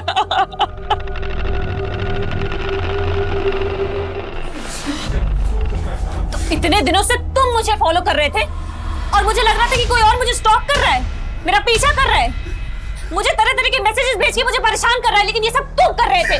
क्यों महेंद्र? चुप! क्या समझदार बनने की जरूरत मत कर। समझ गई ना? मैं चालाक बन रही हूँ? महेंद्र, तुम चालाक बन रहे हो, मुझे जलील करते रहते हो तुम। ये सब तुम मुझसे छुटकारा पाने के लिए कर रहे हो ना? कर रहा था, छुटकारा पाने के लिए कर रहा था, ठीक है? लेकिन अब मैं तुझे एक बात बता रहा हूँ, मैं तुझे ना तेरे इरादों में कामयाब नहीं होने दूंगा, चाहे कुछ भी हो जाए। पेपर से मारना तूने, देख लूंगा तुझे मैं। निमेश और सार्थक दोनों अलग अलग कहानी सुना। लेकिन जब श्रीधर का फोन ऑन हुआ तब निमेश और सार्थक हमारे साथ थे, राजेश भी हमारी कस्टडी में था। तो फिर वो कौन होगा जिसने श्रीधर का फोन ऑन किया होगा सर? दृष्टि, शायद वो भी शामिल हो सकते। सर आपको गलतफहमी हुई है। श्रीधर का फोन मेरे पास क्यों होगा? पर तुम ये तो मान रही हो ना कि तुम श्रीधर को पसंद करती थी। सर मैं पसंद करती थी श्रीधर को, लेकिन सिर्फ एज अ दोस्त। उससे मेरा अफेयर नहीं चल रहा था। ये निमेश तो कह रहा है कि सार्थक तुम पे और श्रीधर पे शक करता था। सर सार्थक का मुझ पर विश्वास था। ही ट्रस्टेड मी लाइक एनीथिंग। कहीं ऐसा तो नहीं है कि ये बोल के तुम सार्थक को बचा रही हो और निमेश को फंसा? सर मैं किसी को नहीं बचा रही हूँ, मैं सिर्फ वही बोल रही हूँ जो मुझे लगता है। सर श्रीधर के कॉल रिकॉर्ड चेक किए मैंने। दृष्टि के अलावा श्रीधर की रंजीता नाम की लड़की के साथ भी काफी बातें होती थी। कौन है रंजीता? उसके अंडर काम करती थी। श्रीधर और रंजीता का कोई चक्कर, अफेयर वगैरह? अफेयर का तो कोई हिंट नहीं मिला है, बस इतना पता चला है कि श्रीधर के बाद उसकी पोस्ट की सबसे बड़ी दावेदार थी। सर श्रीधर और मैं सिर्फ कलीग्स थे, हमारा कोई अफेयर नहीं चल रहा था। कॉल रिकॉर्ड चेक किया हमने तुम्हारे। ऑफिस के बाद जब जब तुम श्रीधर को फोन करती थी, उसके बाद राठौड़ तुम्हें फोन करता था। क्या चल रहा था ये? देखो कुछ भी छिपाना मत हमसे। मालूम है हमें राठौड़ के साथ तुम्हारा होटल में आना जाना था, और जब जब तुम उसके साथ होटल में आती जाती थी उसके बाद श्रीधर को फोन करती थी। क्या खिचड़ी पक रही थी ये? सब मैंने जो किया वो राठौड़ के कहने पे ही किया। क्या करवा रहा था राठौड़ तुमसे? सब राठौड़ ने श्रीधर के ऐप को अपना बना के प्रेजेंट किया था, इसीलिए श्रीधर उसे धमकी दे रहा था। कैसे धमकी? सब श्रीधर उससे बदला लेना चाहता था और राठौड़ मुझे यूज करना चाहता था। मतलब किस तरह से तुम्हें यूज करना चाहता था? सर वो चाहता था कि मैं ये पता लगाऊं कि राठौड़ को लेके श्रीधर के दिमाग में क्या चल रहा है, इसीलिए मैं उससे बात करती थी। श्रीधर तुम राठौड़ को इग्नोर करो, इसी में तुम्हारी भलाई है। नहीं, मैं इग्नोर नहीं करूंगा उसको, उससे बदला लूंगा मैं। और अगर तुम मेरा साथ दोगी तो तुम्हारा बदला भी पूरा हो जाएगा। देखो श्रीधर, तुम मुझे इन सब चीजों में मत घसीटो प्लीज। क्यों? उसे डर रही हो या उससे बचा रही हो तुम? मैं उस कमीने को क्यों बचाऊंगी? तुम करने क्या वाले हो? कल मिलो मुझे, मिलके बताता हूँ तुम्हें। ठीक है। मेरे ही सामने मुझे कमीना बोल रही थी? हाँ, उसे शक नहीं होना चाहिए था ना। सर मैंने अपनी मर्जी से ये सब नहीं किया है। मेरी तरह ऑफिस की कई लड़कियां राठौड़ से तंग आ गई है। जब श्रीधर राठौड़ के खिलाफ क्या करने वाला था? रंजिता, वो ऐप मैंने डिजाइन की थी, प्रूफ है मेरे पास, और मैं वो सारे प्रूफ कंपनी की हाई अथॉरिटीज को जाके दिखाने वाला हूँ। तुम भी साथ चलना मेरे, और राठौड़ ने जो भी तुम्हारे साथ किया है ना, सब बताना वहां पर। पर श्रीधर, अगर इससे कहीं कुछ हो गया तो? कुछ नहीं होगा रंजिता, मैं हूं ना तुम्हारे साथ। लेकिन श्रीधर को किसी से मिलने का मौका ही नहीं मिला, क्योंकि कंपनी के सारे main person out of India गए थे। और ये बात तुमने राठौड़ को बता दी? नहीं सर, मैंने राठौड़ को कुछ नहीं बताया। पता नहीं उसे कहाँ से भनक लग गई, लेकिन अगर श्रीधर ऐसा कर देता तो राठौड़ का करियर खत्म हो जाता था।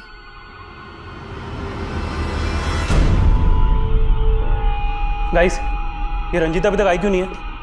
फोन भी नहीं उठा रही है। यस सर, ये सब आप क्या कर रहे हैं? I think there is a misunderstanding. Sir मेरे एम्प्लॉयज के सामने। सर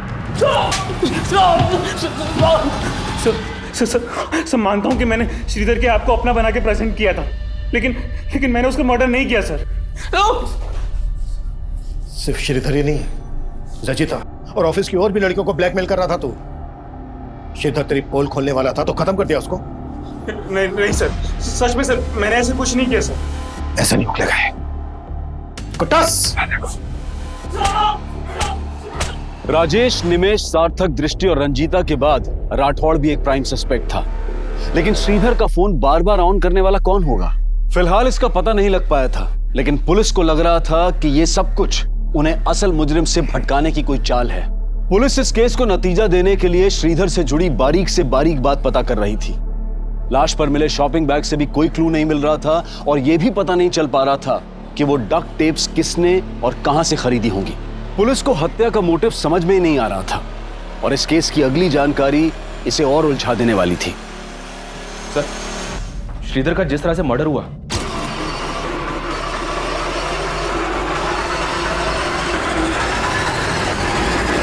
वो एक विदेशी भाषा की टेलीविजन सीरीज से इंस्पायर्ड है। क्या? जी हाँ सर। ये देखिए, इस टेलीविजन सीरीज में बिल्कुल ऐसा ही मर्डर सीक्वेंस है। समझ में नहीं आ रहा सर, ऐसा कौन हो सकता है जिसने श्रीधर को इस तरह से मारने के लिए इतना दिमाग लगाया?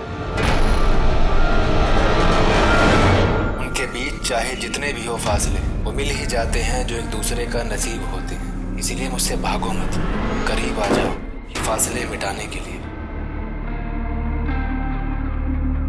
उस दिन तू बहुत बोल रही थी है ना? ये देखो, मेरी आवाज है क्या ये? तुम्हारी आवाज नहीं है तो फिर किसी और की आवाज से रिकॉर्ड करके भेजा होगा तुमने। अच्छा, तू बहुत समझदार बनती है अपने आप को। मुझे अच्छे से पता है तू डबल गेम खेल रही है। डबल गेम तुम खेल रहे हो महेंद्र, और अब मैं बर्दाश्त नहीं कर सकती, नहीं कर सकती बर्दाश्त।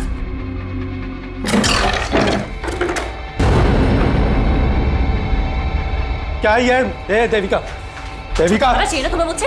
तो छुटकारा चाहिए ना? हाँ तो चलो मार दो मुझे, मारो, अरे मार दो मुझे। हटना।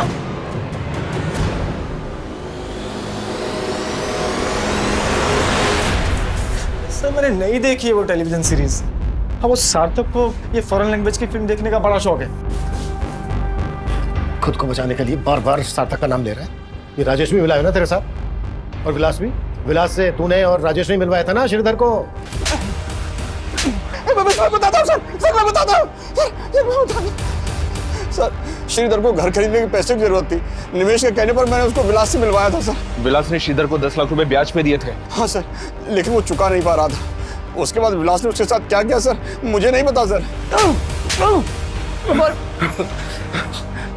मैडम सच है कि मैंने श्रीधर को 10 लाख रुपए दिए थे, लेकिन उसे मारकर मेरे पैसे थोड़ी ना वापस मिलने वाले थे। निमेश, राजेश और विलास के अलावा राठौड़, दृष्टि, रंजीता और सार्थक पुलिस सबको खंगाल रही थी। ये जानना चाहती थी कि उनमें से किस किस ने वो टेलीविजन सीरीज देखी होगी, पर गुनाह कबूल करना तो दूर, कोई मान ही नहीं रहा था कि वो टेलीविजन सीरीज किसी ने भी देखी थी। लेकिन सार्थक का ये बोलना कि श्रीधर उस रात गाँव जाने के लिए निकला था, ये सोचने पर मजबूर कर रहा था कि कहीं इस मर्डर का कनेक्शन श्रीधर के नेटिव प्लेस से तो नहीं जुड़ा था।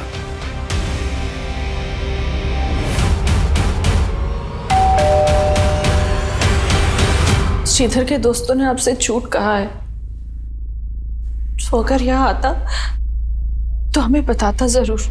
श्रीधर यहाँ 1 महीना पहले भी आया था। ये बात आपने हमसे कहाँ बताई? और जब 1 महीना पहले श्रीधर यहाँ आया था तो बहुत कुछ ऐसा हुआ था जो एक माँ होने के नाते आपको हमें बता देना चाहिए था, लेकिन आपने हमें नहीं बताया। सर आप गलत समझ रहे हैं। ठीक है, आप हमें सही समझा दीजिए। जब 1 महीना पहले श्रीधर यहाँ आया था तो क्या हुआ था?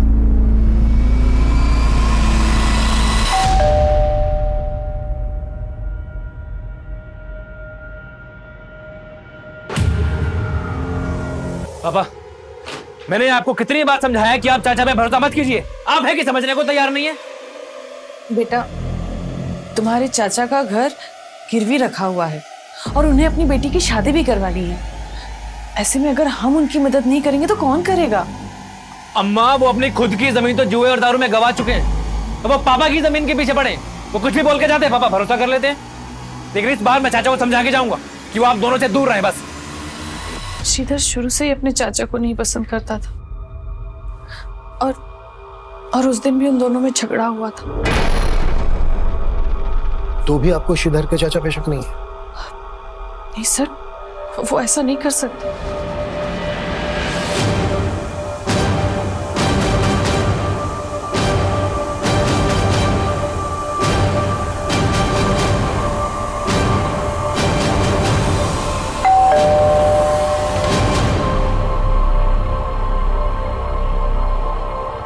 सर कैसी बात कर रहे हैं आप? श्रीधर मेरे बेटे के जैसा था। लेकिन उस वक्त तो वो आपको मारने पर भी उतारू हो गया था। चाचा जी, चाचा जी, अगर आप में थोड़ी भी शर्म बाकी है ना, तो अभी के अभी मेरे पापा के पैसे वापस कीजिए आप। हाँ तो उधार के नाम पे लिया हमने भाई साहब से, और जब होंगे तब लौटा दूंगा। चाचा जी, ये नौटंकी बंद कीजिए आप। सब जानता हूँ मैं, ऐसे मीठे बन के कितने पैसे निकल चुके हैं आप। पैसे तो वापस मैं लेकर ही जाऊंगा। श्रीधर, रुक जा श्रीधर, हटिए पीछे। सर माना श्रीधर गर्म स्वभाव का था और उसका व्यवहार मुझे भी पसंद नहीं था, लेकिन आप जैसा सोच रहे हैं वैसे मैंने कुछ नहीं किया। कौन हो सकता है वो जिसने इतना परफेक्ट मर्डर किया कि अभी तक हम कोई क्लू नहीं ढूंढ पाए? सर श्रीधर का मोबाइल फिर से ऑन हुआ है, उसी एरिया में जहाँ पहले ऑन हुआ था। वो जो कोई भी है, इस बार बचना नहीं चाहिए। सर,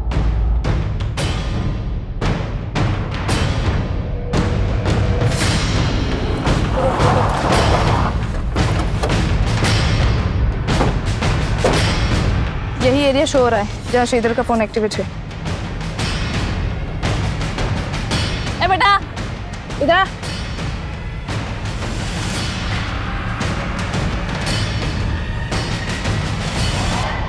भाग क्यों रहा है? हैं? नाम क्या है तेरा? और ये मोबाइल किसने दिया तुझे? कहाँ से मिला? मुझे ये किसी ने नहीं दिया, मुझे तो ये गिरा हुआ मिला था।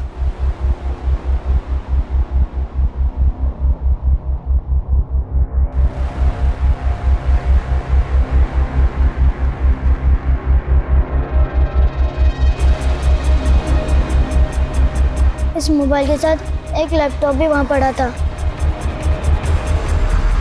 घर कहाँ है तेरा? घर में किसी को नहीं पता। मैं तो इसे छुपके गेम खेलने के लिए ऑन करता था, लेकिन ये लॉक है और इसका लॉक खुलता ही नहीं। लैपटॉप कहाँ है? चल दिखा हमें।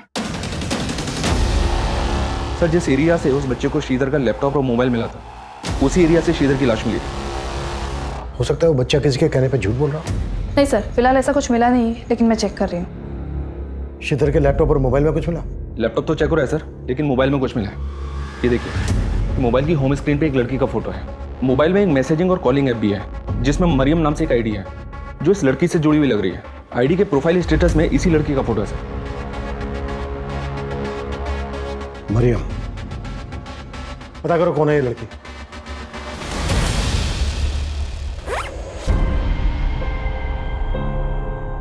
अब मेरे पीछे आने की गलती मत करना, समझे?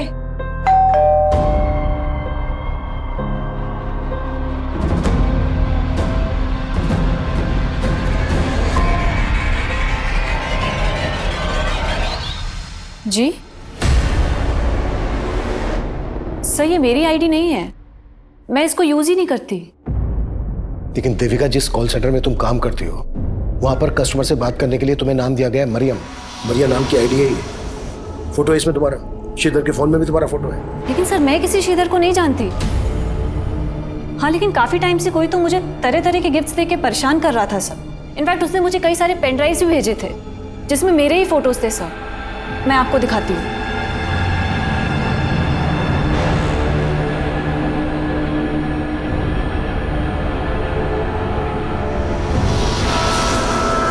ये देखिए सर।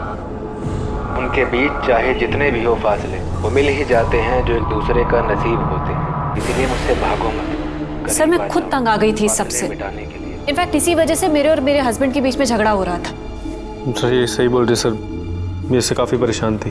कहीं ऐसा तो नहीं है कि ये परेशानी जड़ से हटा दी, इसी वजह से खत्म कर दिया श्रीधर?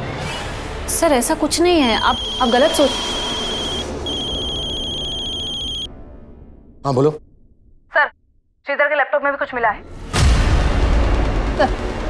सर, श्रीधर के लैपटॉप में श्रीधर की ईमेल आईडी का पासवर्ड डिफॉल्ट सेटिंग पर था। सर, मेल आईडी पर क्लिक करते ही मेल बॉक्स ओपन हो गया। और सर, इस आईडी पर लगातार वो कई ऐसे मेल्स कर रहा था जो शक करने जैसे हैं। श्रीधर ने अपना लास्ट मेल इसी मेल आईडी पे किया था।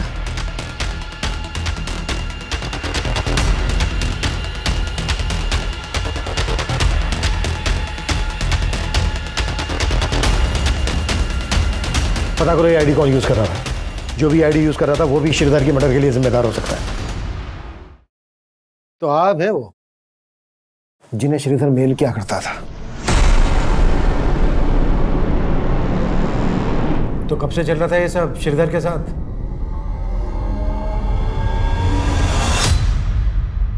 हेलो, मेरी बात श्रीधर राव से हो रही है? हाँ जी, आप कौन? सर, पीबीडी बैंक की तरफ से आपको क्रेडिट कार्ड का ऑफर है, क्या आप इंटरेस्टेड है? तो पहली बार मैंने और श्रीधर ने एक दूसरे से बात की थी। श्रीधर ने काफ़ी देर बात करने के बाद मुझे अगले दिन फिर से कॉल करने के लिए कहा। सर, कल आपसे बात हुई थी, आप क्रेडिट कार्ड लेने में इंटरेस्टेड है ना? जी, क्योंकि आपकी आवाज़ बहुत प्यारी है। क्या कहा सर? नहीं, कुछ नहीं। अच्छा, आप मुझे कल फिर फ़ोन कीजिएगा ना? अगले दिन भी हमारी काफ़ी देर तक बात हुई, फिर उसने अचानक से बोला कि ठीक है, मैं आपका ये कार्ड ले लेता हूँ, लेकिन आपको भी मेरी एक शर्त माननी पड़ेगी। कैसी शर्त सर?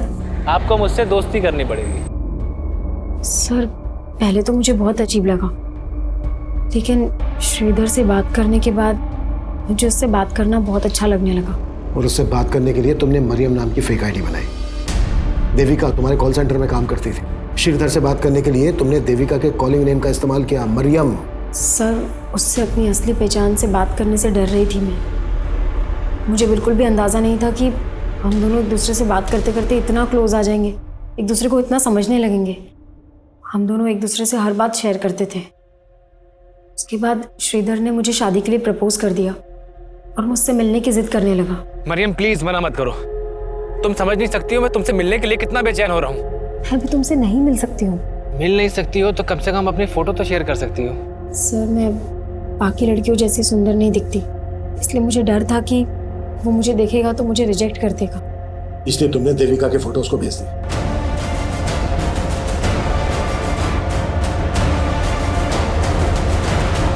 सर, देविका की फोटो देखते ही उसने मुझसे शादी करने के लिए कहा। मुझे लगा कि मुझे ये सब यहीं रोक देना चाहिए, इसलिए मैंने उसको बोल दिया, श्रीधर, मेरे बाबा मेरी शादी कहीं और तय कर रहे हैं। तो तुम उन्हें मना क्यों नहीं कर देती हो और भाग चलो मेरे साथ।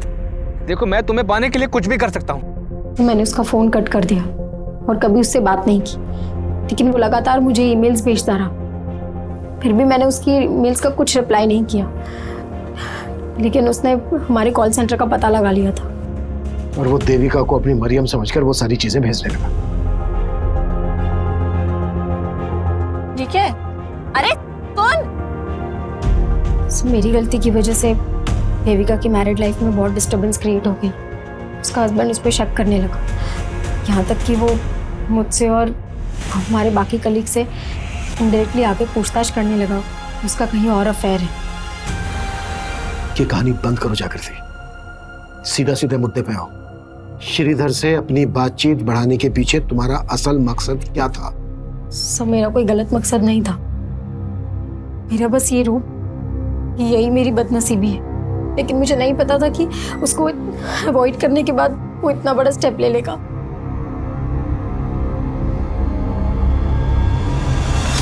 सर मैंने चेक किया लेकिन ऐसा कुछ मिला नहीं जिससे लगी कि लड़की श्रीधर से कभी मिली होगी। लेकिन सर जिस टेलीविजन सीरीज से वो क्राइम सीन इंस्पायर्ड है उसकी डीवीडी श्रीधर की रैक में मिली डीवीडीज में भी थी। श्रीधर ने अपने आखिरी मेल में उस लड़की के लिए लिखा था, अब मैं तुम्हें कभी परेशान नहीं कर पाऊंगा मरियम, खुश रहना, मैं जो करने जा रहा हूं उससे कभी तुम्हें कोई आंच नहीं आएगी। और श्रीधर के बाद के मेल पढ़ने में ऐसा लगता है कि जैसे जागृति को अवॉइड करने के बाद वो टूट गया था, डिप्रेशन में आ गया था और इसी वजह से शायद। आप कह रहे हैं सुसाइड? पॉसिबल है। सब कुछ एग्जामिन करने के बाद तो यही लग रहा है कि इतना हताशा भरा कदम उठाने से पहले श्रीधर ने अपने माता पिता के बारे में क्यों नहीं सोचा। हम सब अपनी जिंदगी में फेलियर्स का सामना करते हैं, लेकिन फेलियर्स भी तो हमें आगे बढ़ने की सीख दे सकते हैं। माना कि सपने बुनना इंसानी फितरत है, लेकिन जीवन की वास्तविकता को स्वीकार करना भी बहुत जरूरी है।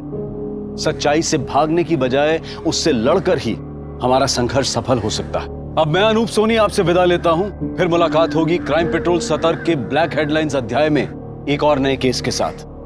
और याद रखें, क्राइम और आपके बीच में सिर्फ इतना फर्क है कि आप कितने सतर्क हैं। सतर्क रहें, सुरक्षित रहें। जय हिंद।